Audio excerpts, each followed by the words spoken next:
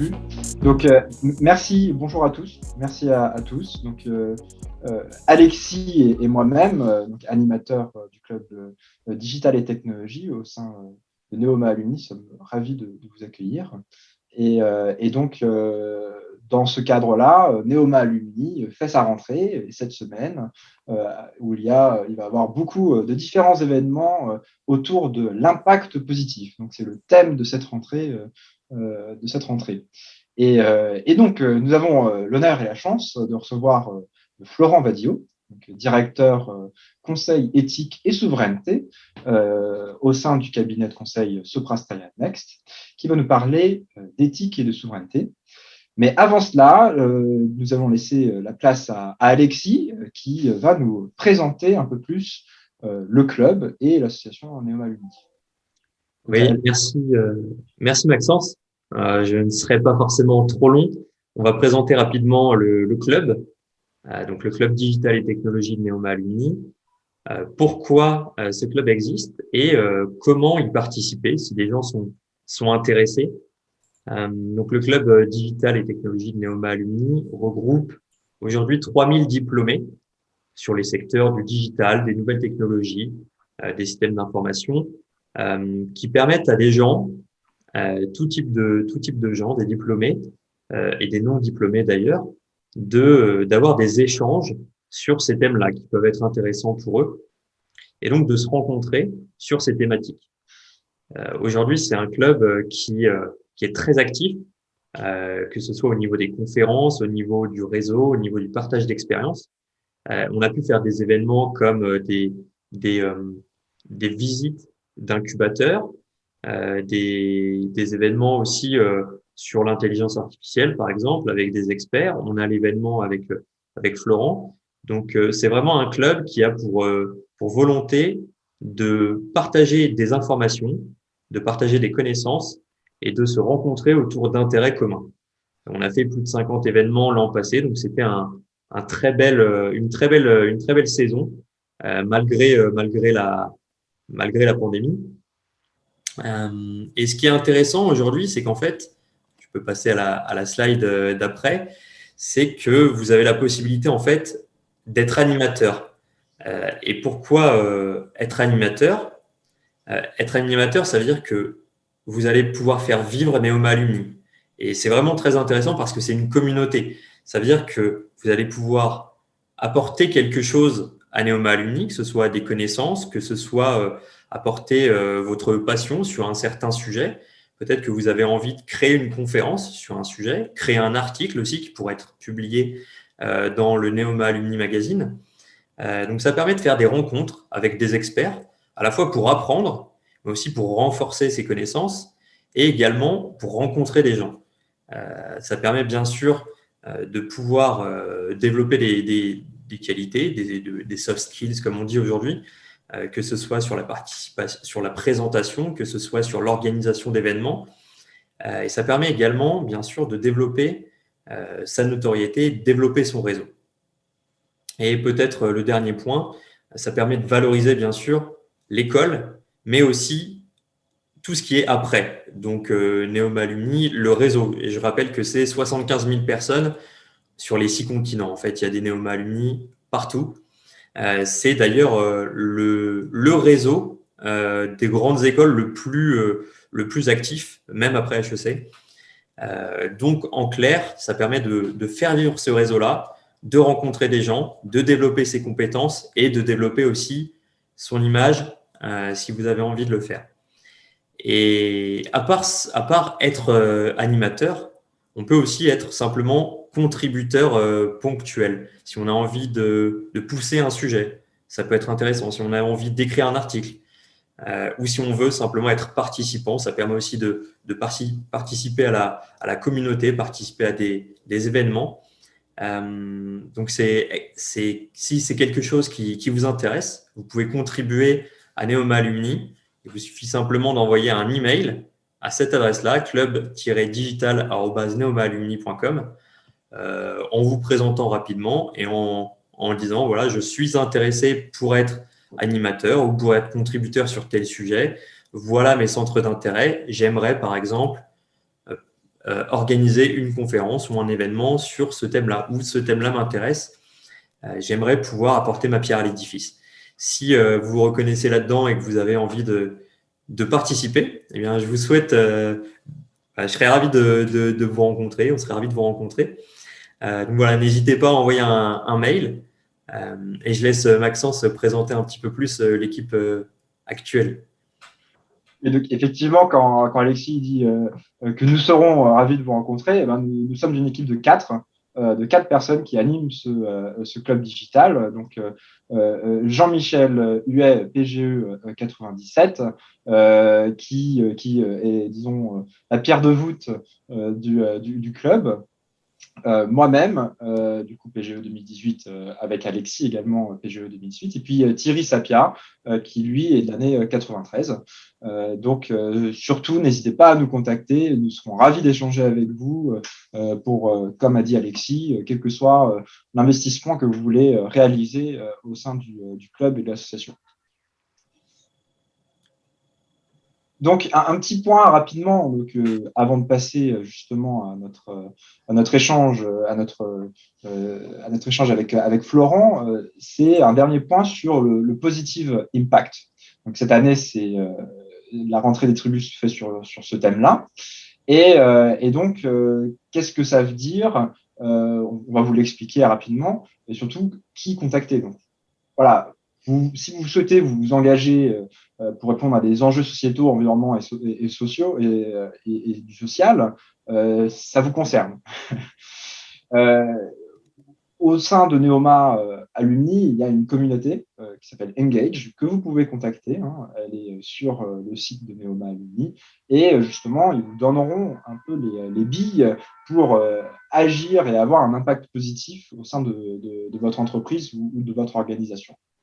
Donc, je vous invite à aller voir sur le site de Neoma Alumni le petit descriptif qu'il y a à ce sujet, évidemment le contact. Donc, peut-être juste rapidement trois axes de définition de ce que c'est que ce positive impact. Donc, c'est Sandrine Conseiller, qui est CEO de Aigle et qui est évidemment alumni de Neoma, qui les a un peu définis. Donc, voilà, selon elle, il faut pouvoir justement fédérer, mobiliser et valoriser pour justement avoir un impact positif au sein d'organisations ou d'entreprises. Donc voilà, sur Neoma Alumni, vous trouverez tout manifeste présent et justement les contacts aussi pour rejoindre cet engagement. Et maintenant, eh bien, nous allons laisser la place à Florent Vadillo, qui va nous éclairer sur l'éthique et la souveraineté numérique. Donc, rapidement, Soprasteria, peut-être un ou deux mots, Florent, sur Soprasteria Next et sur ton rôle un peu au sein de l'organisation avant que nous entrions dans le vif du sujet. Volontiers, bonsoir à tous, merci pour votre invitation. Soprasteria Next, c'est la marque conseil de Soprasteria, donc il y a un groupe de transformation digitale. Justement, donc Maxence, tu connais ce groupe-là, puisqu'il y a quelques mois encore, tu étais chez nous et j'en étais ravi. On travaille beaucoup sur des sujets de transformation digitale, de conseil en transformation digitale, mais pas uniquement. On est principalement sur des gros clients, des entreprises de plus de 1000 salariés ou des administrations centrales, avec des points forts dans la banque, l'aéronautique, le transport en général, la défense, la sécurité, qui sont et le service public d'une manière générale, qui sont les points forts de ce cabinet de conseil qui regroupe à peu près 3500 consultants, qui est présent sur l'ensemble des pays européens ou presque, et qui on va y venir tout à l'heure sur les sujets de souveraineté, qui est français en France, allemand en Allemagne, etc. Donc, c'est aussi ça, la souveraineté numérique. Et puis, qui a mis un accent très fort sur l'éthique du numérique, lors du lancement de la marque Conseil, qui a été placée sous le sceau de l'éthique numérique, et puis avec la création de l'Exploratoire, qui est un do tank consacré au sujet d'éthique du numérique, de confiance et de responsabilité d'entreprise.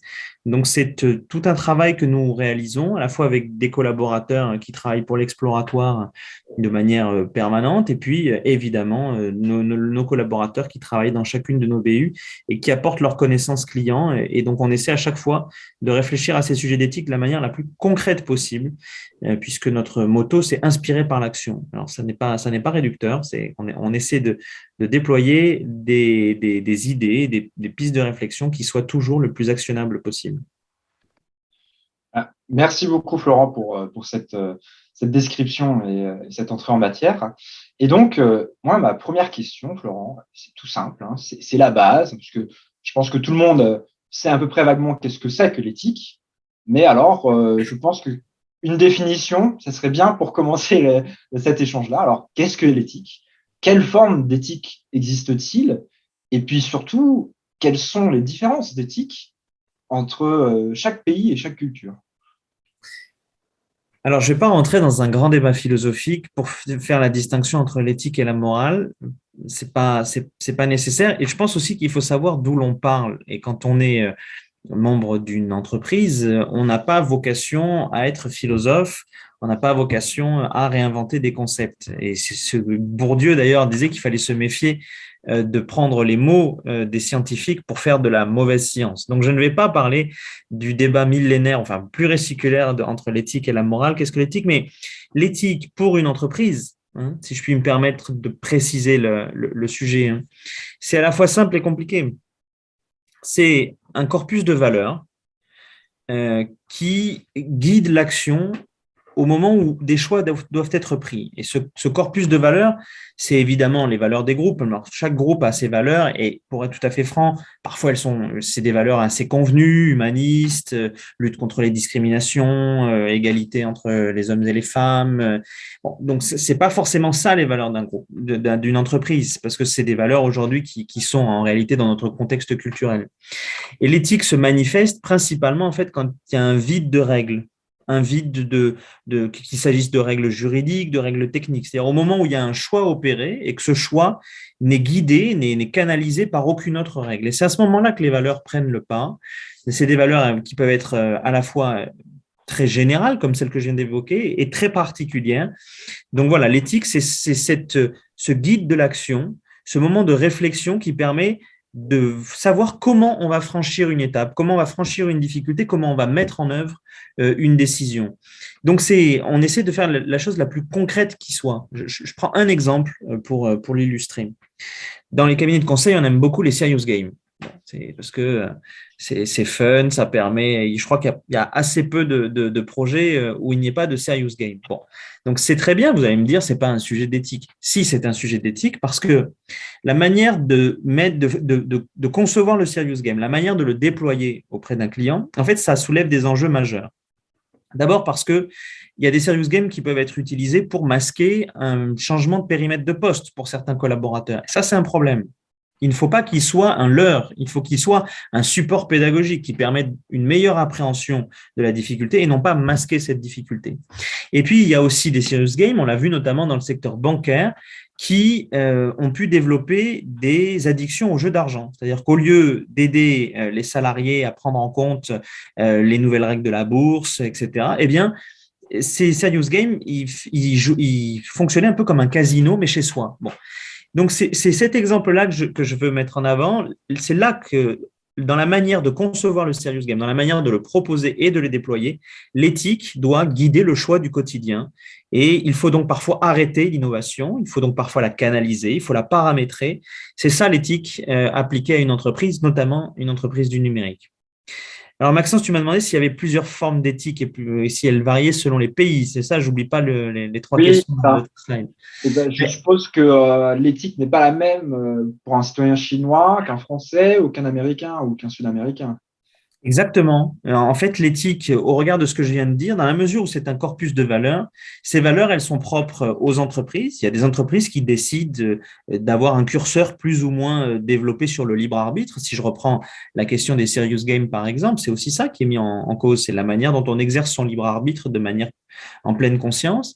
Il y a des entreprises qui décident d'en faire un marqueur fort, d'autres de ne pas forcément le distinguer par rapport à d'autres valeurs. Donc, c'est d'abord propre à la culture d'entreprise. Et je pense que c'est très important parce que de ce fait-là, les valeurs, c'est ce que je disais tout à l'heure, elles ne peuvent pas être générales, elles peuvent pas être. Le CAC 40 peut pas avoir toutes les entreprises du CAC 40 peuvent pas avoir les mêmes valeurs. Elles sont propres à la culture d'entreprise, à son organisation, à son histoire.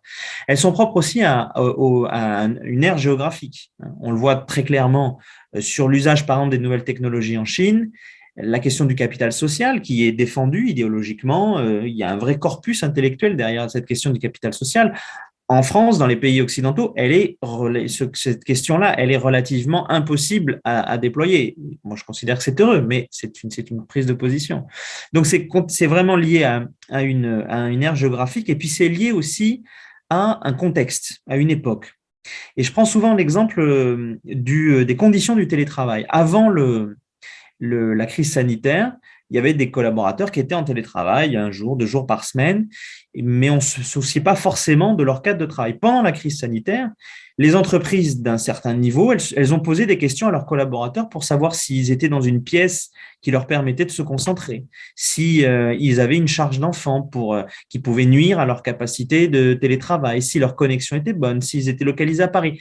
Autant de questions qui, avant la crise sanitaire, auraient été vécues comme atrocement intrusives et qui, dans le cadre de la crise sanitaire, ont été vécues comme une volonté un souci pour les collaborateurs, une volonté de créer des conditions qui soient optimales de travail, pas uniquement pour la productivité, aussi pour le bien-être du salarié.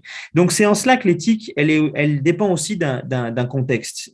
Alors, bien sûr, il n'y a pas une ultra-relativité de l'éthique, il y a des valeurs qui sont des valeurs socles, et celles-là, elles font ce qui est notre lien commun, toutes les organisations, qu'elles soient économiques ou politiques. Mais globalement, oui, il y a des grandes capacités de variation. D'accord, donc je suppose que Soprasteria s'est inquiété du cadre de ses employés pendant le télétravail à la maison. Et ça a été une fierté. Normalement, on a vérifié que les collaborateurs avaient des conditions de travail qui étaient correctes pour effectuer le télétravail, qu'il n'y avait pas de souffrance au travail induite par cette situation de télétravail. Bon, me voilà rassuré. Et alors, du coup, donc là, on a parlé d'éthique. Qu'est-ce que l'éthique? Mais alors, qu'est-ce que la souveraineté numérique? Puisque c'est la deuxième partie de l'intitulé de cet échange. Qu'est-ce que la souveraineté numérique? Alors, voilà, là aussi, chacun a sa petite définition.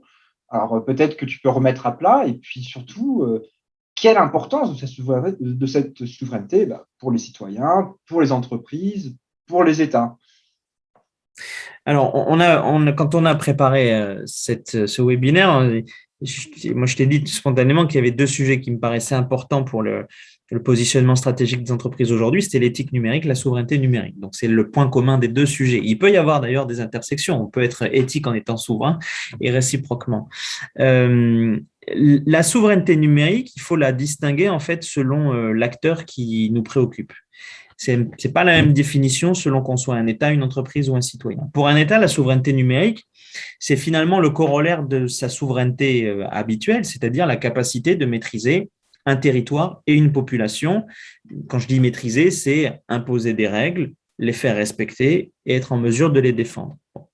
Donc cette souveraineté étatique, qui se traduit à la fois par des frontières, un corpus juridique, des modes de résolution des conflits, une armée, des intérêts et des relations diplomatiques, eh bien, dans le milieu numérique, elle est exactement la même. Il n'y a pas de spécificité liée au numérique pour la souveraineté des États.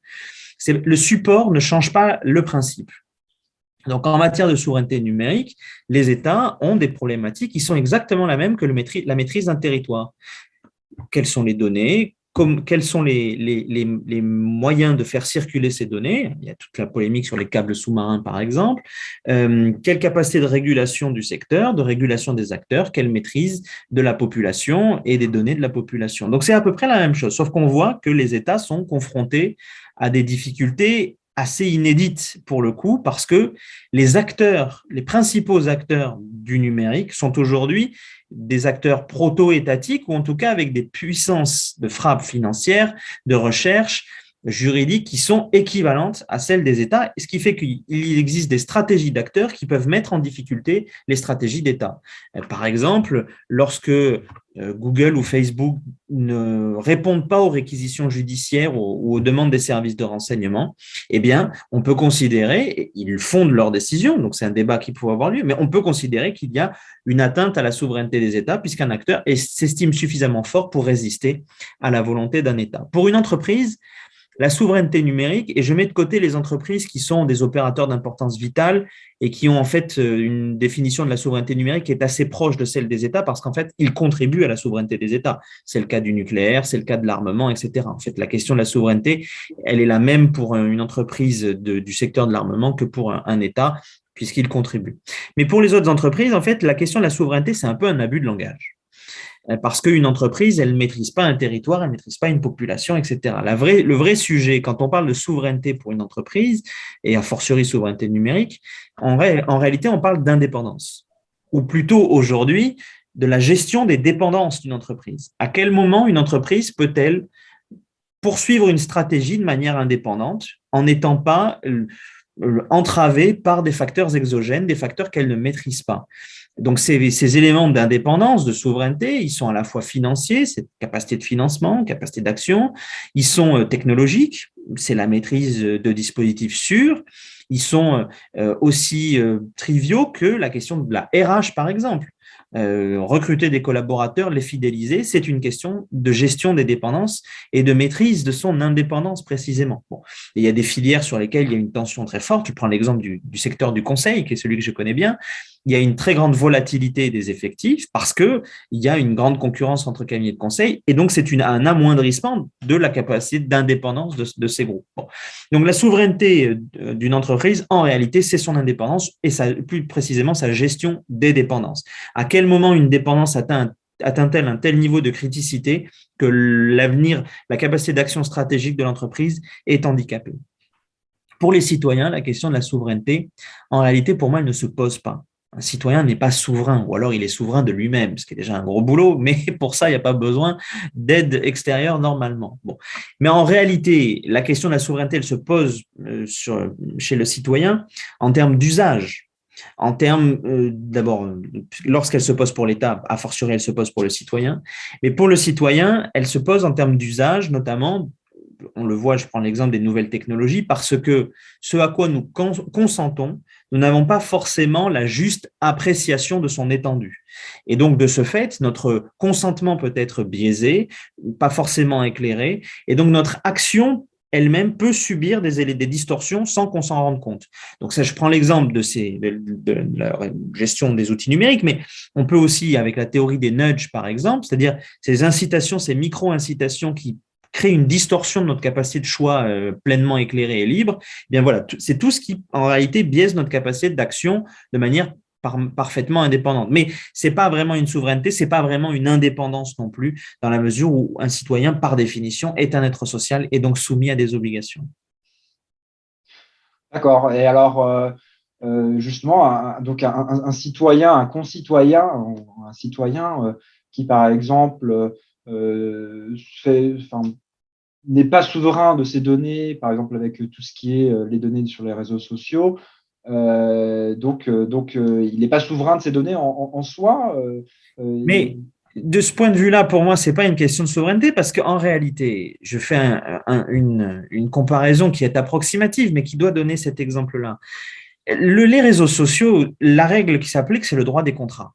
Un citoyen, lorsqu'il va sur un réseau social, il décide de passer une relation contractuelle et il y a des contreparties. La contrepartie, c'est la mise à disposition des données, de ces données et la capacité d'exploitation de ces données. Ça ne veut pas dire qu'il s'en dépossède, il reste maître de ces données, mais la relation contractuelle est celle-là. C'est exactement la même chose que quand vous faites un crédit bancaire et que vous achetez une maison. Vous en êtes propriétaire, mais en réalité, c'est la banque qui en est propriétaire jusqu'à ce que vous ayez fini de rembourser. Et c'est pour ça que si vous ne remboursez pas, la banque vous prend votre maison. Donc, en réalité, tout ça, c'est du droit des contrats et un citoyen, lorsqu'il il agit sur n'importe quelle sphère, qu'elle soit numérique ou concrète, il est dans un jeu de dépendance auquel il souscrit plus ou moins volontairement et de manière plus ou moins éclairée. Et donc, pour moi, la question qui se pose, c'est ça. C'est le degré de conscience et le degré de capacité d'option de sortie, c'est-à-dire à quel moment il peut redevenir maître de son destin.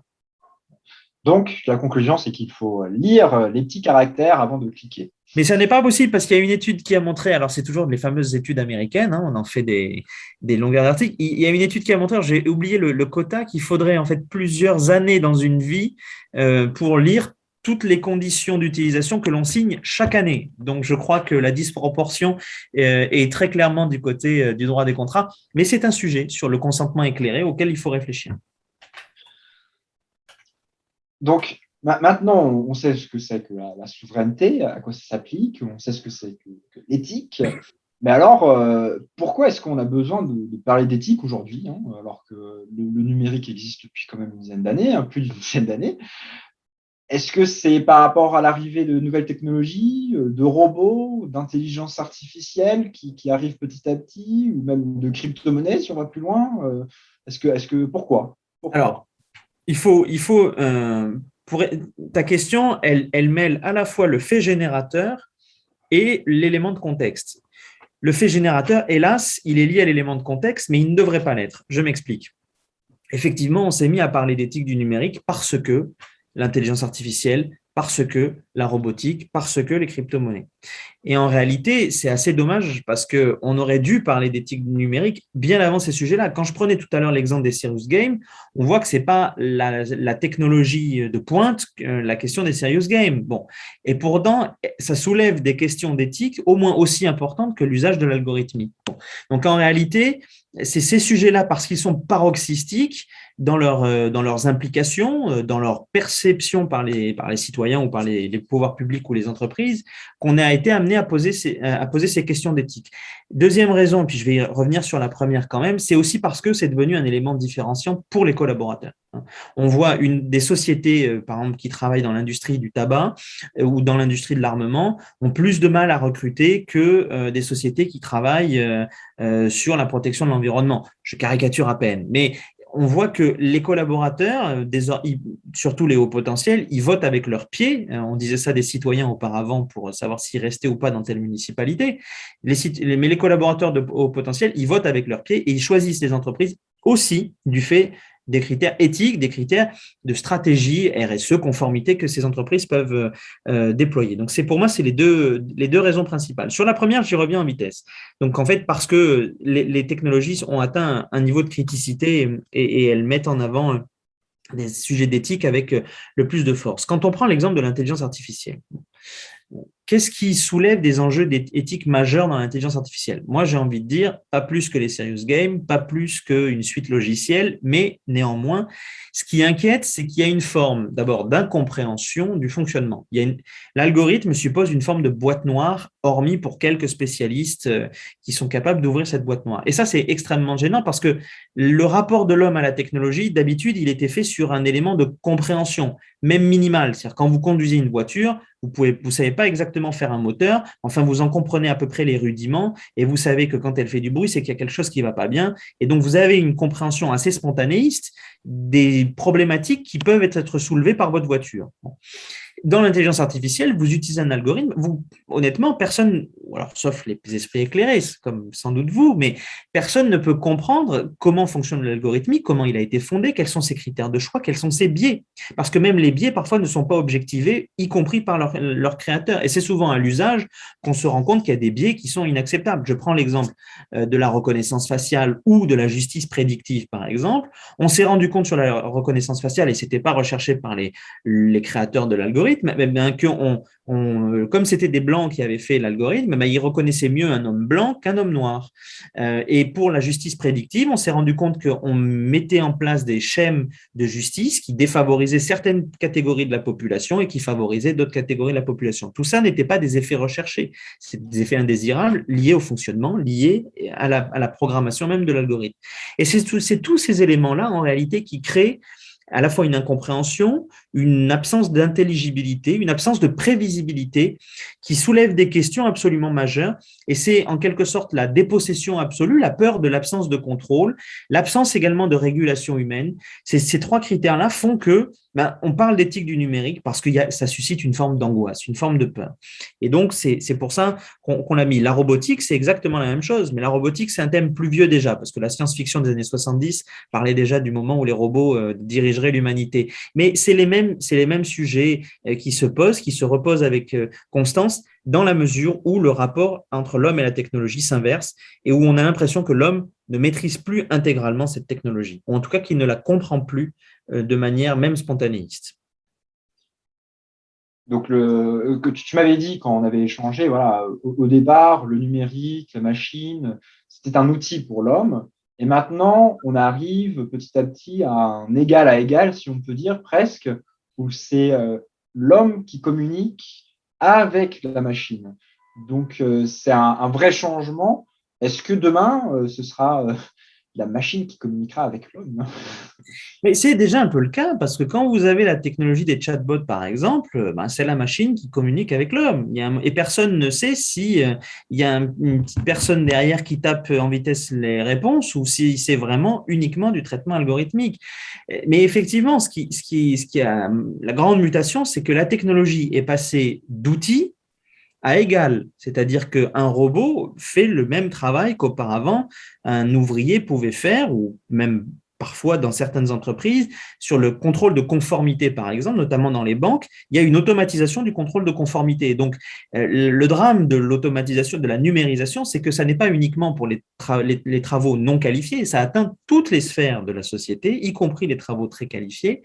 Et donc, ce rapport-là, on n'est plus devant la technologie, on est face à elle, et on se demande parfois si le face à elle ne va pas être en dessous d'elle. Bon. Et donc, c'est cette question qui se pose et qui, aujourd'hui, oblige certains à réfléchir au moment où il faut arrêter la technologie, arrêter l'innovation. C'est assez important, mais en fait, c'est des questions qui sont assez anciennes. Pardon de raconter des souvenirs un peu triviaux, mais moi, j'avais une prof de géographie en seconde. Elle disait on peut faire pousser des tomates sur l'Himalaya. Oui, technologiquement, on peut faire pousser des tomates sur l'Himalaya. Qu'est-ce qui nous empêche de le faire? C'est le souhaitable. Est-ce que c'est souhaitable? Et donc, l'éthique, elle se niche dans la manière dont on définit ce qui est souhaitable ou ce qui ne l'est pas. Alors, merci beaucoup pour ces rappels de classe. Belle dédicace à Madame Lavielle. Voilà. Bon, bah, je ne sais pas si elle nous écoute. Je ne crois pas. Elle n'était pas diplômée de Néoma. Et alors, donc, du coup, aujourd'hui, il existe des modèles. Enfin, je suppose que tu vas nous en dire un peu plus. D'éthiques différentes, je suppose, d'une entreprise à une. Voilà, Facebook n'a pas le même modèle je sais pas, que l'entreprise Total, parce qu'il n'y a pas les mêmes sujets aussi. Et voilà, quel modèle existe aujourd'hui entre différentes entreprises? Voilà, l'Europe, ça n'a pas du tout le même modèle d'éthique numérique que le Japon ou que l'Inde ou qu'un autre pays. Et puis surtout, demain, voilà, quel est l'avenir demain? Est-ce qu'on va tous faire un même modèle unique d'éthique numérique? Il y a plusieurs modèles aujourd'hui qui sont bien distincts. Bon, tu parlais du modèle chinois avec la notation sociale, le modèle américain où c'est un open bar, si on peut dire, et le modèle européen où on cherche un peu à protéger aussi, avoir un certain modèle qui existe et le conserver par rapport aux autres. Donc voilà, quel modèle aujourd'hui existe entre les entreprises et les États et demain, vers où allons-nous? Alors aujourd'hui, les modèles éthiques, ils sont parfois très faiblement formalisés, parfois de manière très claire. Je voyais aujourd'hui que IBM, Google et d'autres avaient publié la liste des projets que leur comité éthique avait refusés, dans lesquels ils s'étaient désengagés. IBM, par exemple, s'est désengagé d'un projet de reconnaissance faciale. Bon, cette éthique-là, en réalité, aujourd'hui, il est compliqué de dire quel est le modèle selon les entreprises, selon les secteurs d'activité, etc. Sauf quand vous avez un modèle idéologique très fort, et c'est le cas notamment de l'État chinois, où là, très clairement, il y a une théorisation de ce qu'est le modèle chinois et les entreprises doivent s'y conformer. Et quand elles ne s'y conforment pas vraiment ou quand elles ont des capacités d'indépendance, il y a une reprise en main des dispositifs, y compris économiques. On l'a vu récemment avec la reprise en main par le pouvoir chinois du secteur du numérique et notamment d'Alibaba, par exemple. Bon. Néanmoins, vous avez aujourd'hui donc une éthique faiblement formalisée, une éthique en voie de formalisation, pardon. Et vous avez néanmoins certaines poches d'éthique, si j'ose dire, qui existent réellement. Bon, aujourd'hui, par exemple, il y a une éthique de la Silicon Valley. Même si elle est faiblement conscientisée, il y a une forme d'homogénéité de l'appréhension de la technologie du numérique dans la Silicon Valley. Alors, avec évidemment plein de capacités d'innovation, de disruption, tout ce qu'on veut, mais néanmoins, voilà, on arrive à dégager un agrégat au sein de la Silicon Valley. On arrive aussi à dégager un agrégat sur certaines entreprises, par exemple Google, Facebook, quand leur implication sur le transhumanisme, par exemple, sur les crypto-monnaies, tout ça, ce sont des grappes d'éthique qui sont extrêmement fortes, qui sous-tendent un projet de société, de la même manière pour Elon Musk sur l'aspect spatial. Bon, donc et là, vous avez en fait un projet d'entreprise qui est un projet éthique, un projet qui est plus large, quasiment un projet politique. Et puis ensuite, vous avez des éthiques professionnelles qui sont assez intéressantes à étudier. Il y a un très bon bouquin sur l'éthique de l'ingénieur. Et je vais parler plutôt du contexte européen. Alors moi, je ne connais pas d'éthique européenne. J'ai hâte de la voir. Peut-être existera-t-elle un jour, mais je ne la vois pas. Il y a encore trop de différences culturelles. Si je prends l'exemple de la France, notre éthique, en fait, elle est très dépendante à la fois de notre socialisation politique, donc nos opinions politiques interagissent avec notre manière de concevoir notre rôle dans l'entreprise, mais elle est aussi avec évidemment, notre état genré, notre état ethnicisé ou pas, etc. Donc, tout ça sont des éléments de distorsion, mais il y a un élément très fort qui est la formation. Et effectivement, notre éthique varie selon notre formation, selon nos lieux de formation.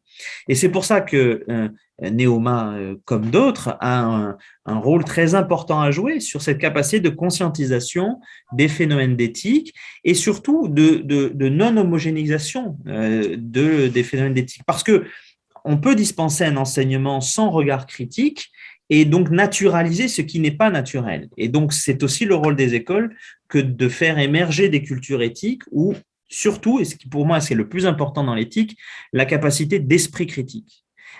Pour moi, l'éthique, ce n'est pas une obligation de résultat, c'est une obligation de moyens. Vous pouvez vous tromper, et c'est même heureux de se tromper. Mais ce qu'il faut, c'est d'avoir déployé le questionnement utile pour avoir évité l'erreur la plus manifeste, l'erreur la plus grossière. Pour moi, c'est ça qu'il faut inculquer, c'est là qu'on verra une culture éthique se développer, c'est lorsqu'on interrogera ce qui paraît naturel et qu'on s'assurera qu'il n'y a pas de loup, et quand c'est flou, c'est qu'il y a un loup, eh bien, c'est lorsqu'on sera en mesure de s'interroger sur le flou et sur le loup qu'on arrivera à vraiment avoir une culture d'éthique qui sera assez propre à chaque collaborateur, qui pourra être formatée par les écoles, par les entreprises. Mais pour l'instant, c'est assez faiblement formalisé. Pardon, une réponse longue pour finalement une réponse décevante, c'est assez peu formalisé. Alors, il y aura peut-être quelque chose à formaliser dans les années à venir et peut-être un chantier au sein de l'Europe mené par la France pour ces sujets-là. Alors. Pourquoi pas, et même peut-être pas par Soprasteria, non, je plaisante. Non, mais il faudra surtout, si on veut parler d'éthique au niveau européen, il faut arrêter d'aborder l'éthique uniquement à travers l'intelligence artificielle. Parce que en ne traitant que l'aristocratie des problèmes, l'algorithmie, on oublie tout le reste. Et ce que j'évoquais, pardon de revenir sur la question des serious games, c'est un vrai sujet absolument majeur parce que ça implique une démarche où vous avez dans l'évaluation de l'impact d'une technologie, y compris l'évaluation en termes comportementaux. Et ça, aujourd'hui, il n'y a pas d'entreprise qui fait une évaluation comportementale des dispositifs qu'elle met en œuvre. Eh bien, c'est ça aussi l'éthique. Donc, arrêtons de parler d'algorithmie ou ne parlons pas que d'algorithmie quand on parle d'éthique. Et alors, justement, en parlant d'algorithmie, ma question suivante est elle un peu plus futuriste. Donc tu parlais de tout ce qui était robotique dans les années 70, tous les romans qui étaient liés à ça. Voilà, moi, je revois un peu les lois de la robotique Asimov qui ont inspiré les iRobot ou les films comme ça. Alors, on disait tout à l'heure que la machine est à égal maintenant avec l'homme, qu'on converse avec elle. Mais alors, du coup, demain dans 10 ans, dans 5 ans, dans 20 ans, dans 50 ans, voilà, quelle éthique à mettre en place pour justement protéger, respecter les droits des machines, finalement, puisqu'elles conversent avec nous, c'est donc nos égales. Hein. Non, il y aura jamais d'égalité entre l'homme et la machine. Il y a un avocat français qui veut absolument donner une identité juridique aux machines, une personnalité juridique aux machines. Bon. Et il y aura pas ça n'arrivera pas tant qu'il n'y aura pas de libre arbitre de la machine. Bon. Or, le libre arbitre, ça ne se programme pas. On peut faire ce qu'on veut, mais il y a un moment où, quand je disais, on peut se tromper. Le jour où on arrivera à programmer l'erreur, on aura franchi un pas philosophique absolument terrible. Donc, moi, je ne crois pas en fait à la capacité de libre arbitre des machines et d'imperfection des machines parce que c'est pas leur essence. Leur essence, c'est justement de tutoyer la perfection et de s'en approcher. Donc, je pense qu'on ne sera jamais dans ce dialogue de pure égalité entre une machine. Néanmoins, il y a des garde-fous à mettre en œuvre pour éviter qu'on ne soit dépossédé de ce qui fait notre capacité de libre arbitre, notre capacité d'action souveraine. Bon. Ces garde-fous, pour moi, ils sont pas extrêmement complexes à mettre en œuvre. La première, c'est une capacité d'évaluation des effets induits, des effets directs et des effets induits. Bon. Parce que finalement, aujourd'hui, la source de nos maux vient du fait qu'on ne sait pas la réalité des conséquences d'une technologie, etc. Quand je prenais tout à l'heure l'exemple de la justice prédictive, on s'en est rendu compte, mais après que certaines personnes ont été incarcérées. Et donc, finalement, cette évaluation, elle se fait, vous voyez, là, après que le dommage a été infligé à un individu. Et c'est ce qui, en fait, il faut déployer des capacités d'évaluation, y compris par anticipation. C'est de la simulation. Hein. Donc, mais ça, c'est important. Il faut développer cette capacité-là. Et donc, ne déployer, ne mettre sur le marché que des éléments qui ont été, en tout cas, éprouvés, qui sont passés au crible de plusieurs critères qu'il faut fixer. Bon, donc, l'évaluation des effets directs et des effets induits. 2, il faut, je crois, ménager toujours la capacité de supervision humaine. Ça paraît étrange de dire ça, mais si je devais prendre un élément basique, c'est exactement comme la sécurité sur les outils quand vous bricolez. Vous avez sur les outils, moi j'aime bien bricoler, vous avez un bouton vert, un bouton rouge. Bon, le bouton vert, c'est pour le faire marcher, le bouton rouge, c'est pour l'arrêter au moment où vous rencontrez une difficulté. C'est ça la supervision humaine. C'est aussi bête que ça. C'est-à-dire qu'il y a un moment donné où il faut pouvoir prévoir cette option de sortie, cette capacité de mettre un stop. Parce que trop souvent, il y a des effets d'auto-entraînement qui ne permettent pas d'arrêter des effets en chaîne. Et c'est ça qui est problématique. C'est ça, en fait, qui est anxiogène et qui crée le plus grand problème. Bon. Donc, évaluation, capacité de supervision humaine. Et pour moi, le troisième et dernier point qui compte, c'est s'assurer qu'à aucun moment, de manière directe ou indirecte, le libre arbitre n'est biaisé dans son expression. C'est un élément qui revient souvent dans mon discours, la question du libre arbitre. Parce qu'en réalité, notre capacité de choix indépendant, elle est déjà extrêmement conditionnée par plein d'éléments. Notre milieu social, notre capital culturel, notre capital financier, etc. Donc, il y a tellement d'éléments qui brident notre libre arbitre, qui le conditionnent, qu'il ne faut pas en ajouter un autre que cette fois-ci, on peut maîtriser. C'est-à-dire que dès qu'on peut maîtriser une atteinte au libre arbitre, il faut la maîtriser. Et donc, je crois que c'est un élément absolument majeur à mettre en œuvre qui est évidemment extrêmement structurel. Qu'est-ce que ça implique? Ça implique, par exemple, de la prévisibilité. Et c'est ce que je disais tout à l'heure sur les questions d'évaluation par anticipation. Ça implique de l'intelligibilité. Alors, l'intelligibilité, c'est quelque chose qui aujourd'hui paraît terrible parce que quand vous expliquez à un ingénieur qu'il va falloir rendre intelligible ce qu'il a fait, il va dire, mais très bien, il n'a qu'à faire des études. Mais non. Rendre intelligible, c'est aussi permettre à un kidam de comprendre ce qui va s'appliquer à lui. On ne demande pas de comprendre on ne demande pas de savoir coder pour comprendre l'algorithme. Mais à partir du moment où vous pouvez expliquer simplement un dispositif complexe, vous avez déjà franchi un cap tout à fait important. Donc voilà les 3 éléments pour moi. Et la question du libre arbitre, elle en suppose au moins 2 sous-jacents, qui est l'intelligibilité et la prévisibilité. Merci beaucoup, Florent. Écoute, moi j'adore la science-fiction. Du coup, quand tu me dis que tu ne crois pas au libre arbitre des machines, moi j'ai Terminator, j'ai Battlestar Galactica, j'ai Star Trek, tout s'effondre.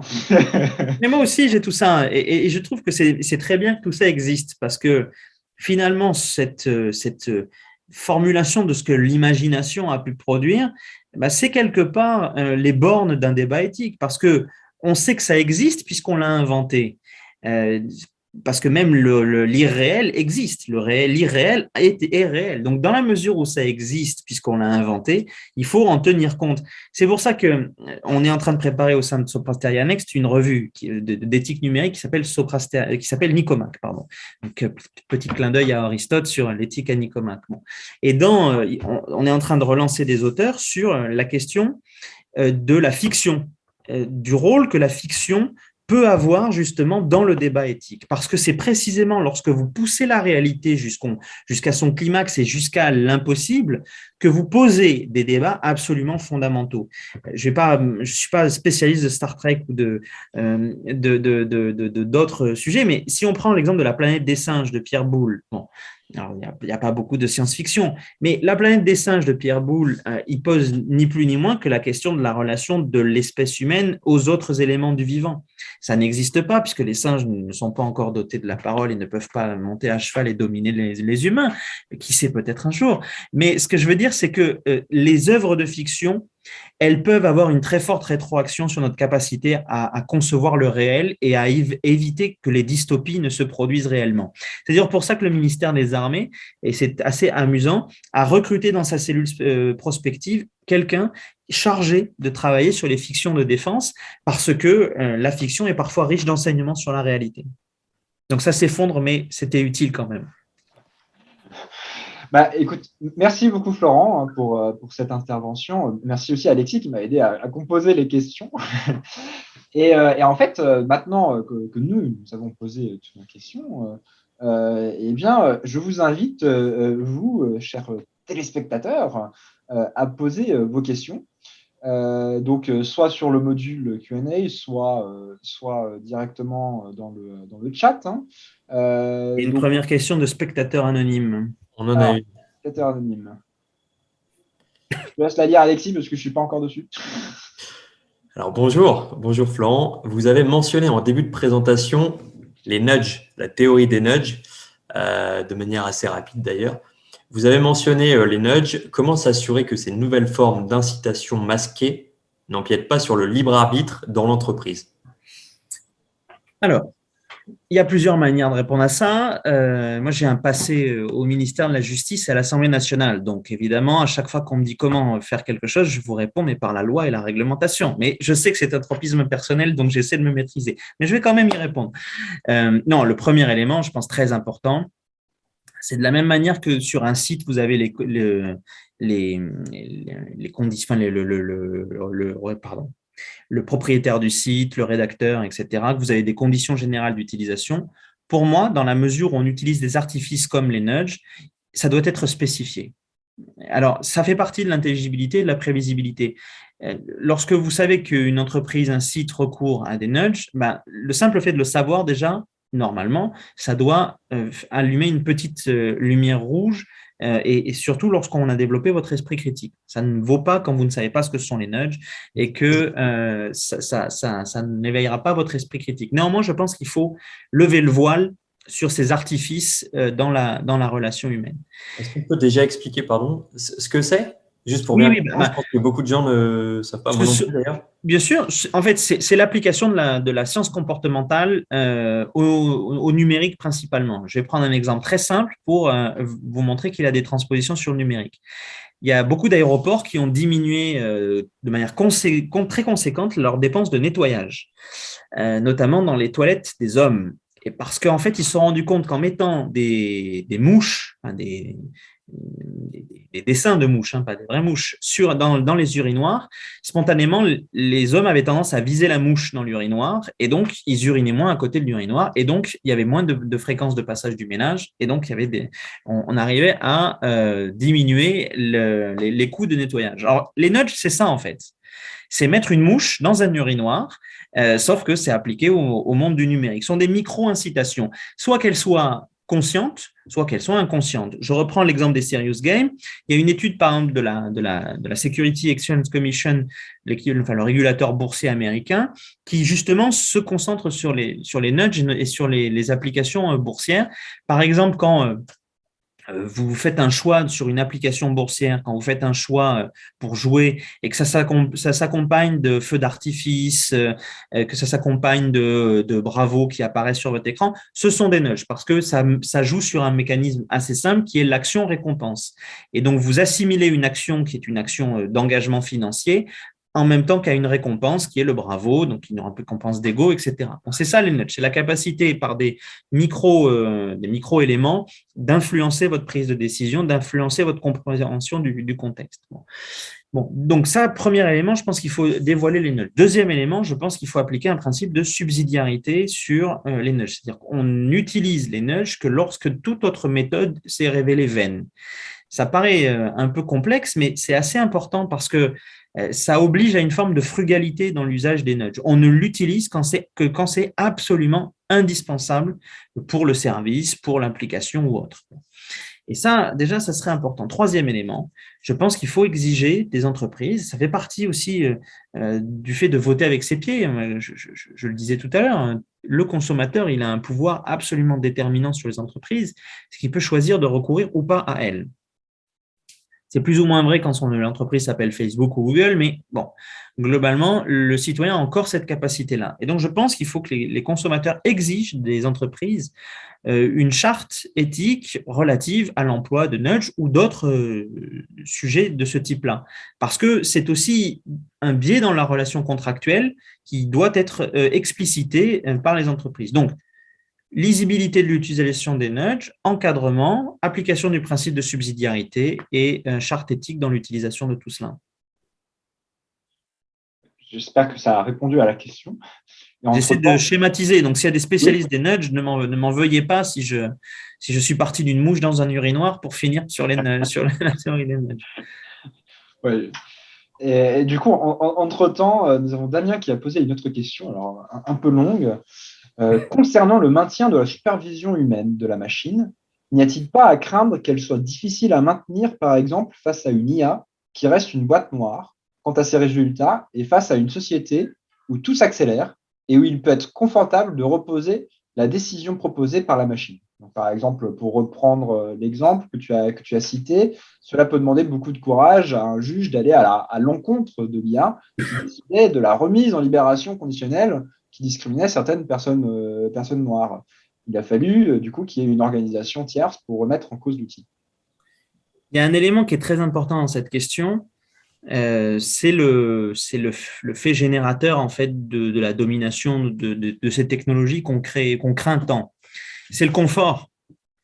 Parce que le confort, c'est une forme d'endormissement de l'esprit. Bon. Et effectivement, je prends un exemple très, très bateau, mais qui est assez parlant. Bon.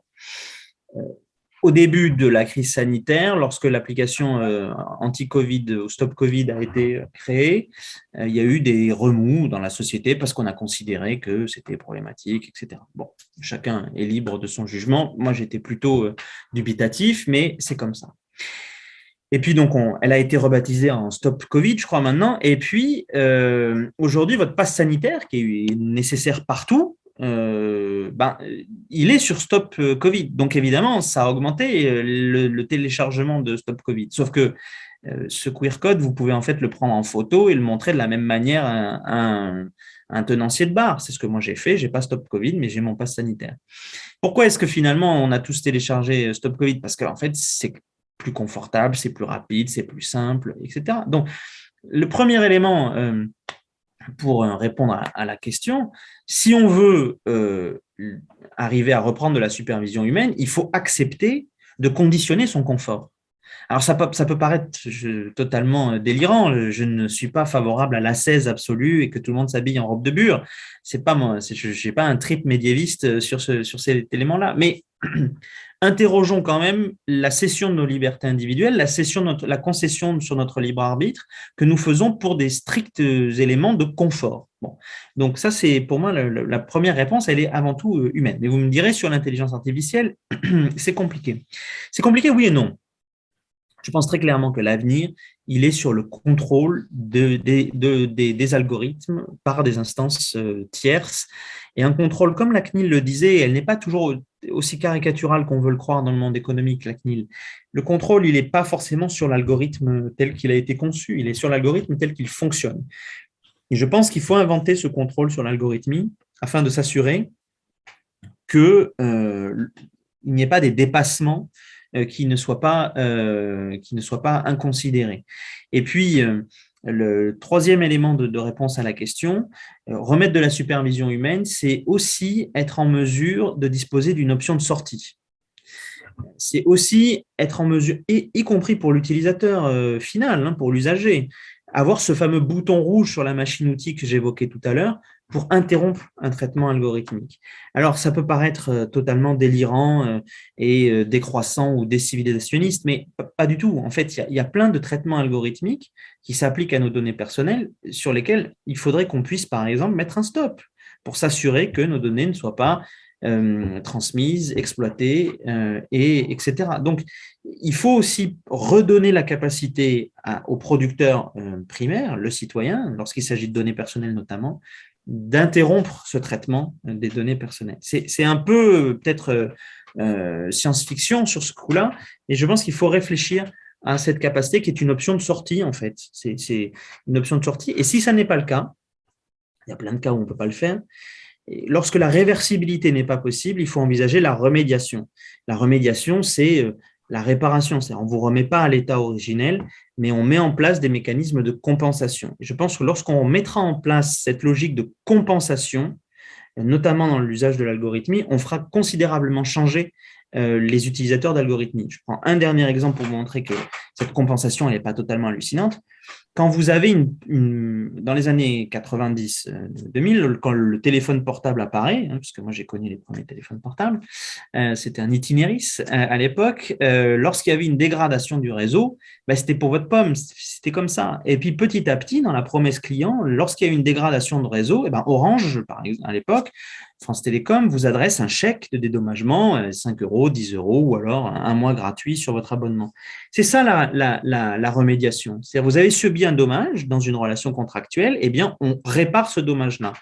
Il faut introduire la question monétaire, y compris sur les dommages subis du fait de l'algorithmie, parce que je pense que ça va quand même considérablement changer la donne dans le rapport que nous avons avec cette technologie-là. D'accord. Nous avons encore 3 questions. Donc, nous avons terminé avec les 3 questions. Allons-y. Donc, rapidement, c'est question de Kevin Enzeg. Désolé si j'écorche un peu le nom. Du coup, quelle est la responsabilité individuelle des technogènes, donc c'est ceux qui fabriquent les outils techniques, dans le déploiement d'une éthique collective? Est-ce que, en complément, en l'occurrence, pour les individus travaillant dans des grands groupes et qui peuvent se sentir des responsabilités face à l'usage des outils qu'ils contribuent à fabriquer.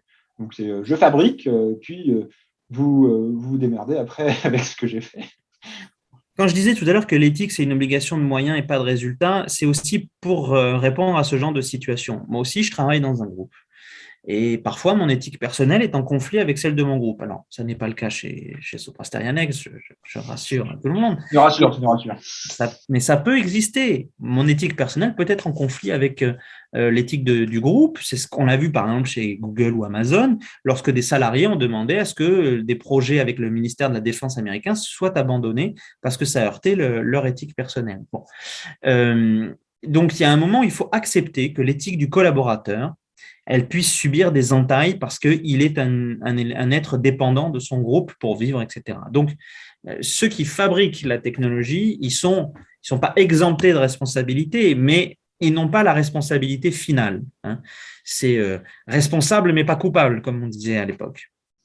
Néanmoins, là où il y a une responsabilité individuelle, d'abord, c'est dans la conscientisation d'actes qui peuvent paraître naturels et qui ne le sont pas. C'est-à-dire que le concepteur de technologie, il doit interroger des réflexes. Ce qui sont ces réflexes professionnels, il faut qu'il s'assure que ces réflexes ne comportent pas de biais, qui n'ont pas des conséquences qui peuvent être dommageables.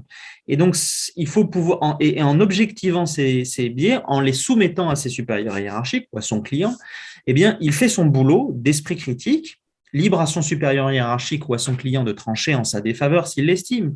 Mais j'estime déjà qu'il faut objectiver ce qu'il estime pouvoir être problématique. Et deuxièmement, c'est la conséquence de cela.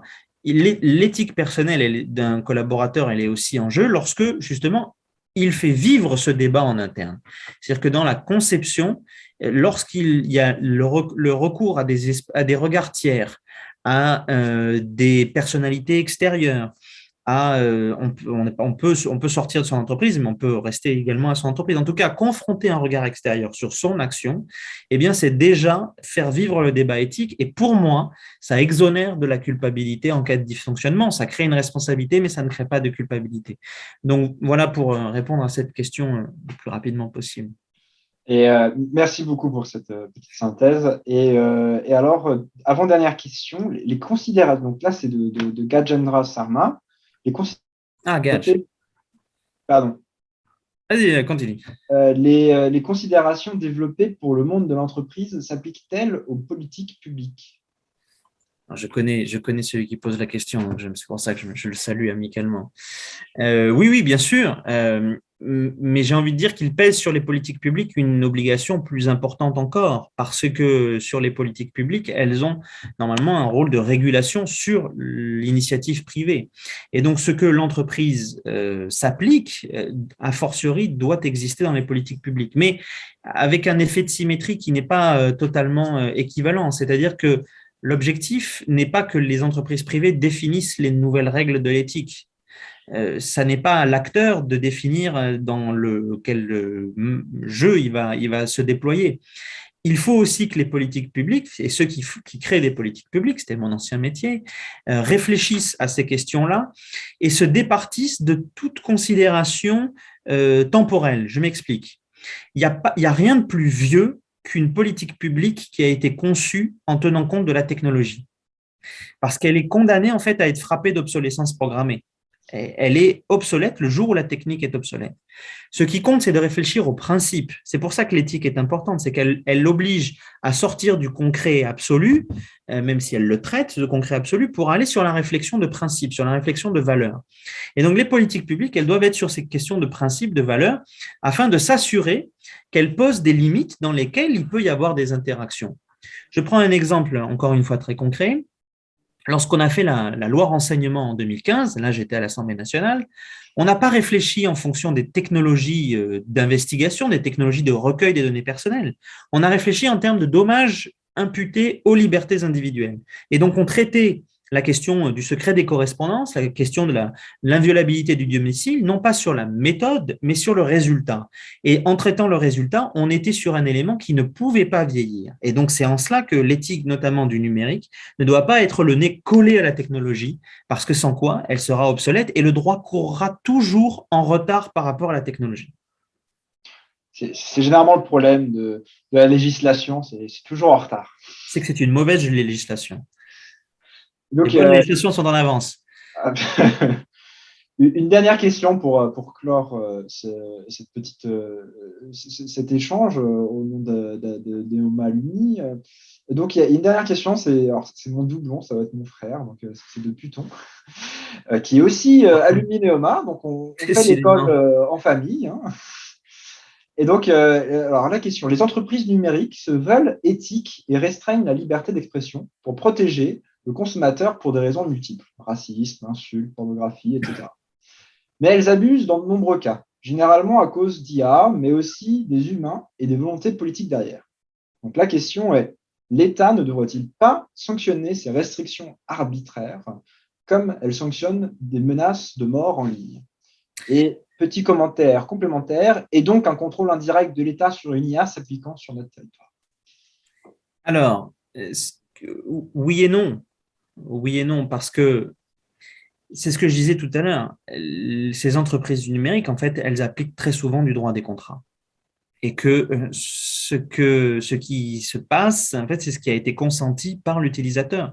Je prends l'exemple sur la liberté d'expression, c'est le plus connu. Lorsque le compte Twitter de Donald Trump a été suspendu, tout le monde a crié au scandale parce que c'était une limitation de la liberté d'expression. C'était ni plus ni moins qu'une application d'une clause contractuelle qui permet à Twitter de suspendre tout compte qu'elle estime ne pas être, que la société estime ne pas être conforme à l'utilisation prévue par le contrat ou par les valeurs de l'entreprise. Donc, si vous voulez, ce n'est pas un problème de liberté d'expression, c'est un problème de clause contractuelle. C'est terrible à dire, mais c'est comme ça. Alors, la question qui se pose sur ces sujets-là, parce que la liberté d'expression a été citée en particulier, c'est est-ce que le vecteur doit-il s'effacer devant les conséquences sociales? Bon, c'est-à-dire, est-ce qu'en gros, c'est pas uniquement un compte Twitter, c'est un mode de publication qui est équivalent à un journal imprimé, ou par exemple, sur Facebook, pour prendre un autre exemple, est-ce que, en gros, dans la mesure où ça a un tel impact sur les liens de sociabilité, sur la capacité pour les gens d'interagir, etc., est-ce que finalement, c'est pas un statut un peu à part au regard du rôle social que ces vecteurs ont pris? Moi, je ne crois pas. Je ne crois pas parce que si on commence à distinguer une technologie en fonction de l'utilité qui est la sienne, on va être dans une relativité permanente. C'est-à-dire que on va se dire, par exemple, je prends un exemple, une société qui fait de la reconnaissance faciale pour reconnaître des terroristes, on va dire, c'est extraordinaire, il faut absolument lui permettre de le faire. Et puis le jour où elle permettra de faire la reconnaissance faciale pour reconnaître des gens qui ont un sentiment d'angoisse dans une interaction humaine, c'était notamment un projet Google, je crois, sur ce point-là, on dira, ah non, c'est scandaleux, on va trop loin dans le viol des libertés fondamentales. Sauf que ça sera la même technologie, ça sera le même objectif. Donc, si on ne réfléchit qu'en fonction de l'utilité, on sera pris dans des contradictions, dans des effets limites qui seront terribles. Donc, je crois qu'il faut là-dessus se méfier de particulariser toute réglementation au regard de tel ou tel cas, au regard de tel ou tel usage. Je pense qu'il faut avoir une réflexion sur l'éthique du numérique qui doit être y compris législative, y compris technique et technologique, mais qui doit être générale dans son application. Et c'est en cela un principe très fort lorsqu'on dit pour le droit que la loi est générale et qu'elle ne doit pas tenir compte des particularités. Ça peut paraître un peu éthéré comme principe, mais ça a un élément fondamental, c'est que ça évite ces cas limites qui seraient insolubles dans le cas de ces technologies. Donc, oui, sur un contrôle de l'algorithmie par une instance tierce, pas par un État, oui, sur un cadre global, mais pas appliqué à des cas qui nous paraissent aujourd'hui scandaleux et qui, dans 10 ans, ne le seront plus ou le seront beaucoup moins. D'accord, eh bien, merci beaucoup pour cette dernière réponse. Et puis, merci beaucoup, Florent, d'avoir pris la peine de partager tes connaissances sur ce sujet-là. J'espère qu'effectivement, Neoma à l'école sera vecteur de formation sur ce sujet-là. C'est votre défi. Et puis, oula. Je vais transmettre le mot, d'accord? Et puis, merci Alexis, merci Marion également pour l'organisation et la co-présentation. Et merci à vous tous pour votre temps. J'espère que vous avez pu en apprendre un peu plus. Surtout, n'hésitez pas à rejoindre le club digital et technologie de Neoma Neoma Alumni. Hein. C'est très simple. Hein. Allez sur Internet, sur la page Neoma Alumni, Club Digital. Vous nous trouverez si vous n'avez pas noté l'adresse mail. Mais en tout cas, vous allez sur Neoma Alumni et vous nous trouverez. C'est facile. En tout cas, merci à tous. Et puis, je vous souhaite une bonne soirée dans ce cas. Merci, à bientôt.